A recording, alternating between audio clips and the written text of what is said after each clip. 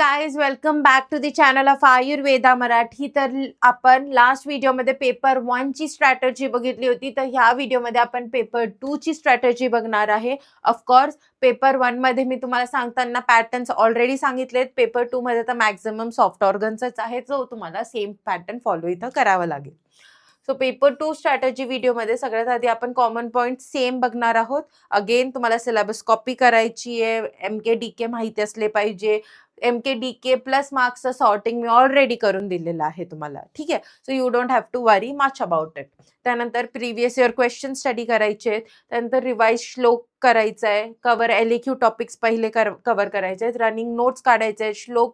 श्लोक and running notes are very very important because these help you to develop a visual memory. आता visual memory develop झाली ना की तुम्हाला point certainly लक्षात राहतील. आता तुम्हाला असं लक्षात राहील, काहीतरी लिहिलं होतं रे, काहीतरी लिहिलं होतं आणि इव्हेंच्युअली हळूहळू ते काहीतरी लक्षात येईल तुम्हाला. पेपरच्या कदाचित एंड पर्यंत लक्षात येईल, पण येतो. म्हणून जे व्हिज्युअल मेमरी आहे ते खूप जास्त मॅटर करत असते.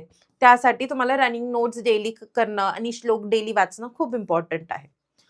सो आता सगळ्यात आधी ना प्रमाण शरीर आपण बघूया. पेपर 2 चा फर्स्ट टॉपिक काय आहे? प्रमाण शरीर. अगेन 2च मार्काला MCQला आहे. मी तुम्हाला पहिले सांगितलेलं आहे, अंजली अंगुली प्रमाण पाठ असले पाहिजे. त्यात ते किती अंजलीचं आहे, रज किती अंजलीचं आहे, परत आर्तव कितीचं आहे, मस्तिष्क कितीचं आहे, पित्त कितीचं आहे, श्लेष्मा कितीचं आहे, हे सगळं तुम्हाला पाठ असलं पाहिजे. रस, मज्जा, रक्त, हे सगळं तुम्हाला पाठ असलंच पाहिजे. बेसिक आहे ते. सो आपण ते एक्सपेक्ट करतोय तुमच्या ह्याच्यातून. अंगुली प्रमाण, अंजली प्रमाण येऊ शकते. संख्याच महत्वाची आहे त्यात. ठीक आहे. अंगुली प्रमाणमध्ये पण कर्ण किती अंगुली आहे? 4. ललाट 4. परत हृदय 4 अंगुली प्रमाण.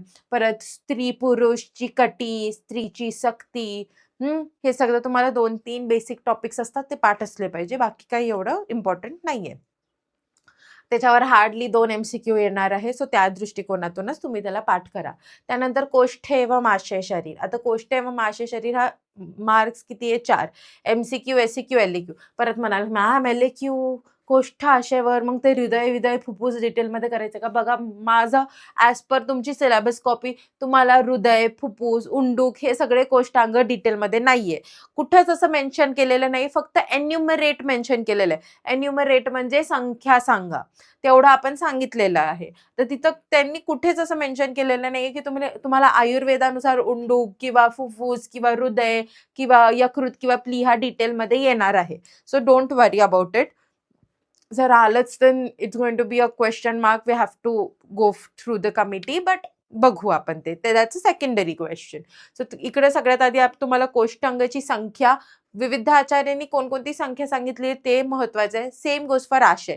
आशयामध्ये त्याची डिस्क्रिप्शन आणि त्याच्यानंतर आशयांचे स्थान कोणते आहे, कुठे प्रेझेंट असतं, कार्य काय असतं, बेसिक तुम्हाला सांगायचं आहे. आणि किती आचार्यांनी किती आशय सांगितलेले. जसं शारंगधरांनी 2 स्तनाशय आणि 1 गर्भाशय वाढवून सांगितलेलं आहे. मग तुम्हाला माहिती पाहिजे, ते MCQला विचारू शकतात की स्तनाशय कोणी वाढवलेलं आहे, गर्भाशय कोणी ॲड केलेलं आहे, स्त्रीमध्ये किती आशय एक्स्ट्रा असतात. तर ते सगळं बेसिक्स तुम्हाला इथे माहिती पाहिजे. आता फक्त माझ्या हिशोबाने हृदय ही डिटेलमधून केलं तर वेल अँड गुड राहील तुमच्यासाठी. बिकॉज जर चान्सेस आलाच, काही एक्सेप्शनलच आला, तर फक्त हृदय येऊ शकतो. बाकी ॲज सच काही महत्त्वाचं मला याच्यात तरी वाटत नाही.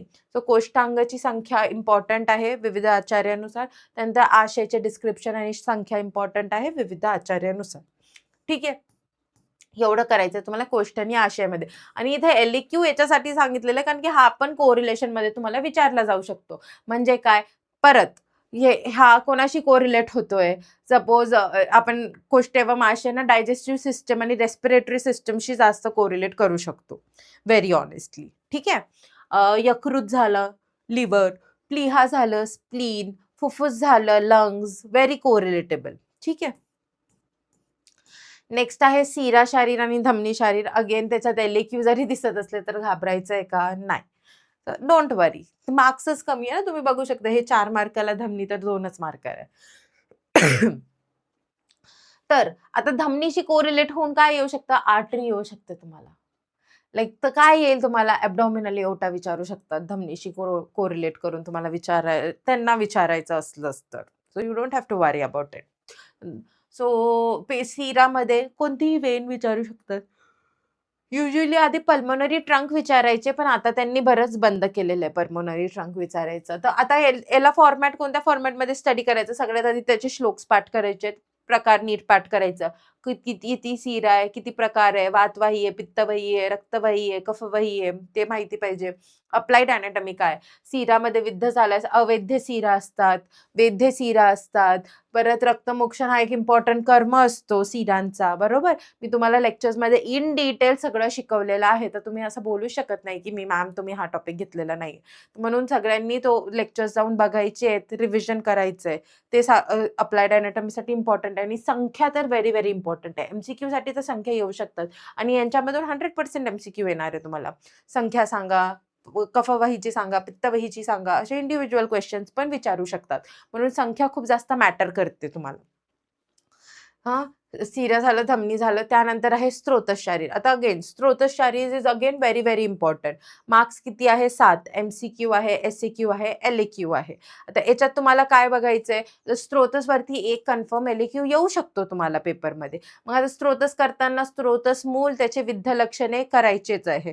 कोणताही स्रोतस घ्यायला आता युजुअली तुम्हाला ना सगळेचे सगळे स्रोतसच लिहायला येतात जर एल-ए-क्यूला तो क्वेश्चन आला तर. मग एका स्रोतसमध्ये तुमच्याकडनं काय लिहिणं अपेक्षित आहे? तर स्रोतसाचं नाव, त्याची संख्या, दोन्ही आचार्यानुसार त्याचे दोन्ही आचार्यानुसार विविध डिफरंट जे स्रोतसमूल असतील ते आणि विद्ध लक्षणे म्हणजे काय? स्रोतसला आघात झाल्यास त्याची कोणती लक्षणं आपल्याला दिसून येतात. ते तुम्ही मनानेही लिहू शकता. ते तुमच्याकडनं एवढं परफेक्ट एक्सपेक्ट करत नाहीये. फर्स्ट इयरच्या स्टुडंटच्या हिशोबाने. पण कमीत कमी स्रोतमूल तर तुमच्याकडनं ते करेक्टच अपेक्षित करत आहे. मग ते तुम्हाला पाठ असलेच पाहिजे. आता श्लोक, प्रकार, स्रोतमूल आणि विद्ध लक्षण. त्यानंतर अप्लाइड अॅनाटॉमी पण तुम्हाला स्रोतसांची लिहायची. पण स्रोतदृष्टी, सामान्य हेतू, लक्षण हे महत्त्वाचे आहे. आता युजुअली ना सामान्य हेतू आणि लक्षण हा सेकंड टर्मचा टॉपिक असतो. रोग निदानमध्ये असतात स्रोतसबद्दल. बट देन आय फील की भरपूर असं आहे की जे स्रोतस दृष्टीमध्ये त्यांनी फर्स्ट इयरच्या स्टुडंट्सला सुद्धा सामान्य हेतू आणि कारणे विचारलेले आहेत. सामान्य हेतू आणि लक्षणे विचारले आहेत. असं एक बॅचच्या वेळेस झालेलं आहे. सो टू अव्हॉइड दॅट मी तुम्हाला याच्यात आधीच सांगते, की सामान्य जे हेतू असतील आणि जे लक्षण असतील ते तुम्ही करून ठेवा. ओके. त्यानंतर कला शरीर आणि कला शरीरमध्ये सेम फॉर्मॅट असतो. त्याच्यात पण तुम्हाला एस-ए-क्यू येण्याचे चान्सेस जास्त असतात. एल-ए-क्यू येत नाही आणि एस-ए-क्यू जरी आलं तर 2 ते 3 कला ते एकत्र करून तुम्हाला विचारतात. 2 किंवा 3 कला. ठीक आहे. श्लोक असतात. प्रकार इन डिटेल आपल्याला माहिती असलं पाहिजे. ठीक आहे. श्लोकमध्ये कलांचे श्लोक सगळ्यांनी पाठ करायचे आहेत. प्रकार करताना त्याची ती रेफरन्स कोणाशी म्हणजे कशाशी संबंधित आहे? यथा ब्रिस मुलांनी सांगितलं ना, म्हणजे काय लोटसचे स्टेम सारखं ते शरीरामध्ये पसरलेलं असतं. काय तर त्यांनी रक्तवालं एक्सप्लेन केलेलं आहे. श्लेष्मामध्ये त्यांनी चक्रचा एक्झाम्पल दिलेला आहे. असं वेगवेगळे एक्झाम्पल्स दिलेले आहेत नाही. जसं शुक्रच्या याच्यात त्यांनी असं दिलेलं आहे, की तूप हे जसं पूर्ण दुधामध्ये प्रेझेंट असतं, पण सध्या ते दिसत नाही. तसं शुक्र हे संपूर्ण शरीरामध्ये असतं, पण ते दिसत नाही. असा एक्झाम्पल त्यांनी दिलेला आहे, बरोबर? तसंच त्यांनी साखर आणि इक्षूचा पण एक्झाम्पल दिलेला आहे, की इक्षू रसामध्ये हे साखर हे सगळीकडे प्रेझेंट असतं, पण दिसत नाही. तर ते जे एक्झाम्पल्स आहेत, ते जे कोरिलेशन्स आहेत, ते इम्पॉर्टंट आहेत. ते तुम्हाला वायवाच्या दृष्टिकोनातून पण खूप इम्पॉर्टंट आहे.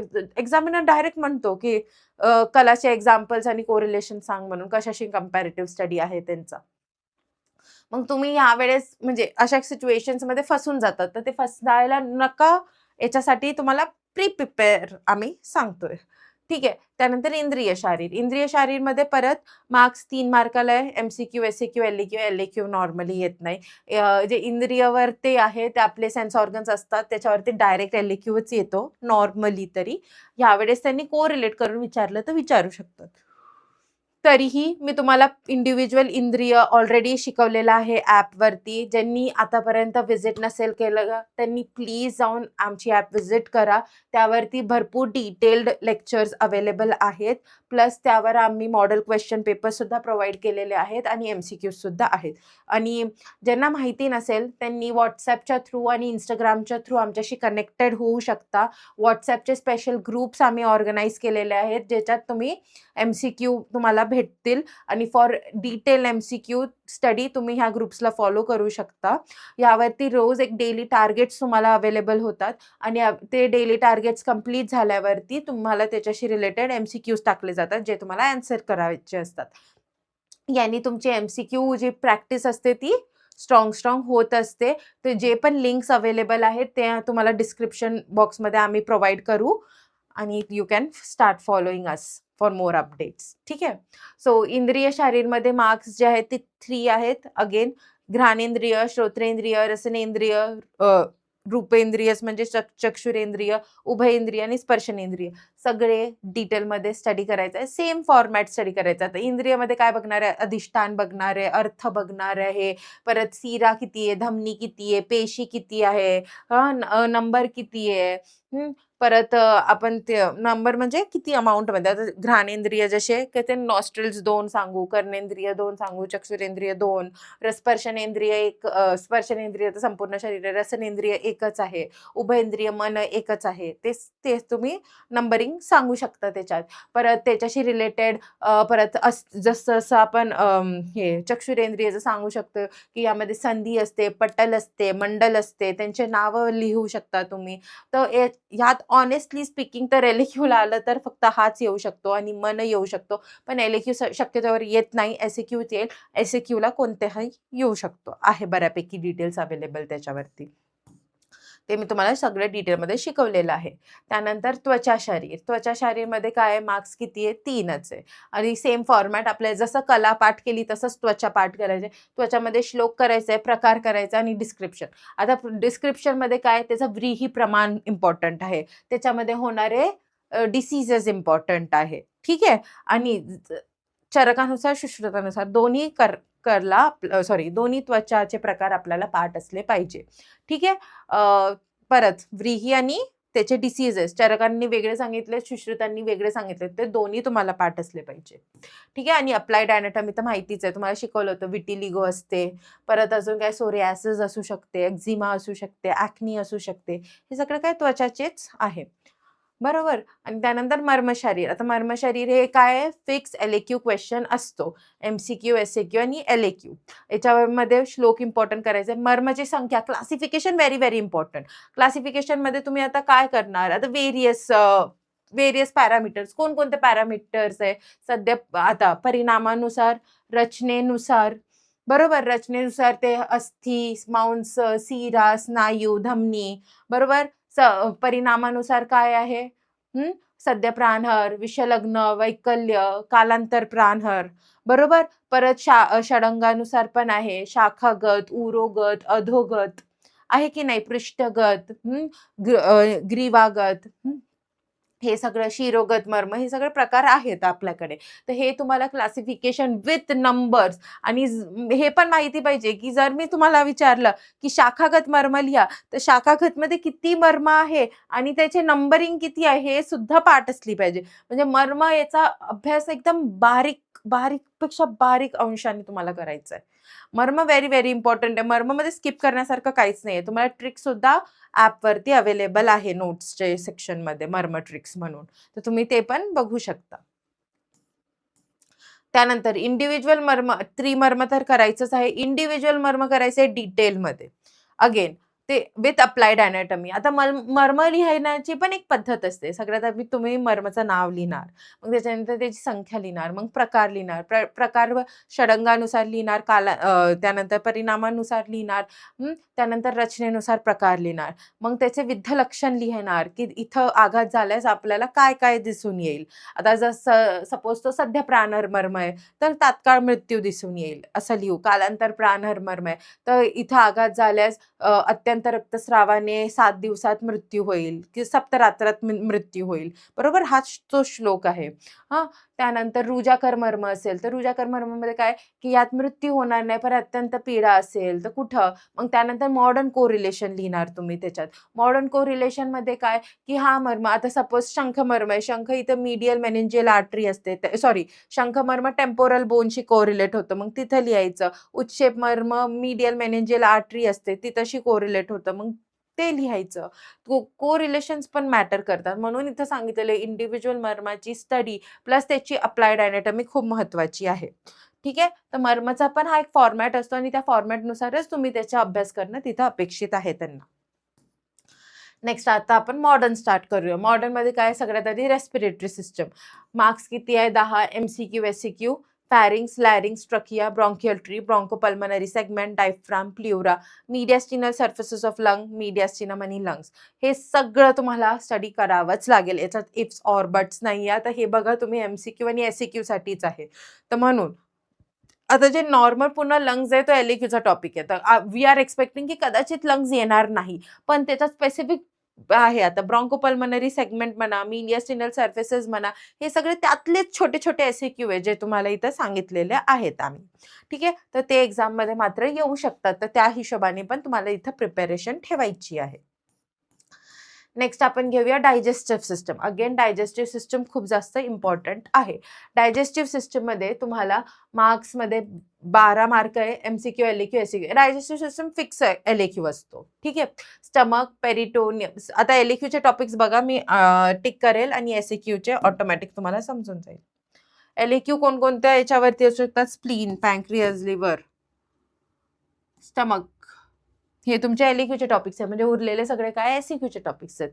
इसोफेगस पण LAQला एखाद वेळेस येऊ शकतो. आला तर, नाही तर शक्यतोवर येत नाही. बाकी सगळे तुमचे काय आहे? SAQचे टॉपिक्स आहे. मग त्याला त्या दृष्टिकोनातूनच प्रिपेअर करायचं. अजून आता हे सगळे काय सॉफ्ट ऑर्गन्स लिहिताना मी तुम्हाला काय सांगितलं होतं? रिलेशन्स हा टॉपिक विसरायचा नाही. मग ॲड करायचा. याच्यामध्ये तुम्ही काय लिहिणार? नंबर लिहिणार, फंक्शन लिहिणार, शेप लिहिणार, वेट लिहिणार. याच्यात शेप आणि वेट पण ॲड होतं. बोन्स आणि जॉइंट्समध्ये ॲड होत नव्हते. पण सॉफ्ट ऑर्गन्सच्या वेळेस तुम्हाला शेप आणि वेट पण लिहायचं आहे. Very, very important. ठीक आहे. शेप लिहिणार, वेट लिहिणार. त्यानंतर जनरल फीचर्समध्ये border, surfaces, peritoneal relation, surface relations, त्याच्यानंतर nerve supply, blood supply, venous drainage, applied anatomy हे सगळं ॲड करायचं आहे तुम्हाला. ठीक आहे. त्यानंतर आहे कार्डिओव्हॅस्क्युलर सिस्टम म्हणजेच आपला हार्ट, पेरिकार्डियम, ॲब्डॉमिनल एओर्टा. ॲब्डॉमिनल एओर्टा तर मी एक इम्पॉर्टंट SAQ सीरीज स्टार्ट केली होती. त्यात सेकंडच लेक्चर आपला ॲब्डॉमिनल एओर्टा या टॉपिकवरती होता. त्यानंतर पेरिकार्डियम, हार्ट. हार्ट LAQसाठी येऊ शकतो. Pericardium is again I feel and SAQ topic only. ठीक आहे. त्यानंतर युरिनरी सिस्टम. युरिनरी सिस्टममध्ये 4च आहेत. Very, very important. Kidney, urinary bladder, urethra आणि युरेटर्सवर प्रोबॅबली SAQ येऊ शकतात. बट किडनीज आणि युरिनरी ब्लॅडरवरती अगेन LAQचे टॉपिक्स आहेत. बट याच्यामध्ये सुद्धा भरपूर SAQ आहे. सो LAQ याच्यावरती त्यांनी सांगितलेलं नाहीये. बट किडनीज हा LAQला आलेला आहे एकदा. जास्तंदा नाही, बट एकचदा आलेला आहे. So you can prepare. But हा SAQला सांगितलंय तर तुम्ही त्याला SAQच्या दृष्टिकोनातूनच प्रिपेअर करा. Next is reproductive system. Again मी तुम्हाला पहिलेच बोलले होते की what reproductive system is not our thing, you know. जसं आपण पेपर 1 मध्ये मायोलॉजीला कन्सिडर करत होतो, तसंच पेपर 2 मध्ये रिप्रोडक्टिव्ह सिस्टमला कन्सिडर करायचं आहे. बिकॉज रिप्रोडक्टिव्ह सिस्टम किती मार्क्सला आहे? 6 मार्कला. एक MCQ आहे, एक SAQ आहे. So is it really necessary that you have to like give so much of effort? हे मी तुम्हाला आधीच सांगितलेलं हे खूपच स्पेसिफिक आहे. आता याच्यात बाहेर भरपूर टॉपिक आहे आणि रिप्रोडक्टिव्ह सिस्टममधून दरवेळेस एक नवीन टॉपिक येतो. मग मी कसा अभ्यास करणार ना? Then we get confused. So त्यापेक्षा चांगलं एक तर तुम्हाला करायचं असेल तर हे 4 टॉपिक तरी करा, नाहीतर तुम्ही स्किप करू शकता. It's all on your choice. ठीक आहे. Next is our sensory organs. Very, very important. Marks 10 एक फिक्स्ड LAQ यांच्यातून असतो. आईजवरती खूप फोकस ठेवा बिकॉज आईजवरती येऊ शकतो. आय गेस लास्ट आता तुमचे एवढे पेपर झालेले आहेत नवीन सिलेबसनुसार अँड यू वोंट बिलीव्ह. आता तुमचे एवढे पेपर झालेले आहेत नवीन सिलेबसनुसार अँड यू वोंट बिलीव्ह की आय हा 3दा LAQला आलेला आहे ऑलरेडी. सो आयवरती जास्त फोकस राहू द्या. इयर पण आलेला आहे. नोज, स्किन आणि टंगवर पण असू द्या. बिकॉज यांच्यावरती इंडिव्हिज्युअल SAQ सुद्धा खूप इझिली बनतात. पॅपिला आहे टंगमध्ये, स्किन तर SAQचाच टॉपिक आहे. नोजमध्ये लॅटरल आणि मीडियल वॉल्स आहे. इयर्समध्ये middle ear, you know internal ear, external ear पण डिफरंट टॉपिक्स अवेलेबल आहेत. So lastly thank you. For your attention now. आता एक महत्त्वाचं आहे, जे मी फर्स्ट व्हिडिओमध्ये सुद्धा तुम्हाला सांगितलं होतं, की ह्या व्हिडिओमध्ये मी तुम्हाला काय सांगितलंय, की काय करायचंय. नेक्स्ट व्हिडिओमध्ये मी तुम्हाला काय सांगणार आहे, कसं करायचंय. That will be the 2 month strategy. म्हणजे 2 महिने तुम्हाला रिस्पेक्टिव्ह टॉपिक्स दिले जाणार आहे आणि ते टॉपिक्स तुम्हाला त्या दिवशी कंप्लीट करायचेच आहेत ॲट एनी कॉस्ट. त्याच्यात तुमचं रिव्हिजन पण होईल. त्यात तुम्हाला एवढा टाईम भेटणार आहे, की तुम्ही मॉडेल क्वेश्चन पेपर सुद्धा सॉल्व्ह करू शकता. It is very planned. मी बसून तुमच्यासाठी हा वर्क केलेला आहे. So please stay tuned. The video might come very soon. आणि for MCQs please do follow the Ayurved Marathi WhatsApp group. ते तुम्हाला लिंक जे आहे ते डिस्क्रिप्शन बॉक्समध्ये भेटून जाईल. And for more updates stay tuned with the help of Instagram. Thanks for watching the video. Have a nice day. Thank you.